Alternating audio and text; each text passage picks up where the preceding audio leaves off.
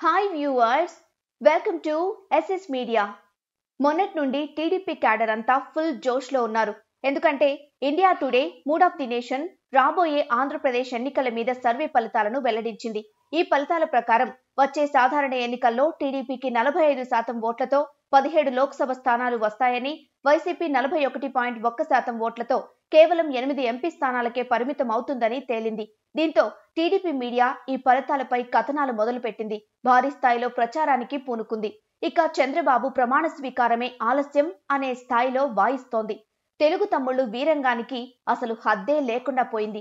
చివరికి లోకేష్ కూడా దీని మీద ట్విట్టర్లో ఒక పోస్ట్ పెట్టారు. వైసీపీ ఇక ఇంటికే, రాబోయేది టీడీపీ ప్రభుత్వమే అని. అయితే ఈ సర్వే చేసిన సంస్థ ట్రాక్ రికార్డ్ గమనిస్తే తమ్ముళ్లు డీలా పడ్డం ఖాయం. వైసీపీ వాళ్ళు ఈ సంస్థ గత సర్వే ఫలితాలు తెచ్చి సోషల్ మీడియాలో పెట్టి ట్రోల్స్ చేస్తున్నారు. 2019లో కూడా సి ఓటర్ ఇలాంటి సర్వే చేశామంటూ ఫలితాలు వెల్లడించింది.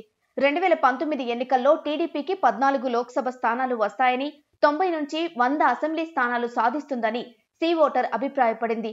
దీంతో అప్పట్లో ఈ ఫలితాలపై ఒక వర్గం మీడియా ఇంకెంత అధికారంలోకి వచ్చేసినట్లే, ఎన్నికలు జరగడం, ఫలితాలు వెల్లడించడమే ఆలస్యం అన్నట్లుగా హడావిడి చేసింది.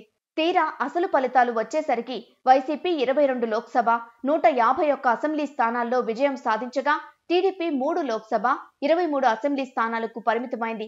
ఆ సి ఓటర్ సర్వే ఫలితాల విషయం అక్కడితో ఆగిపోలేదు సుమా.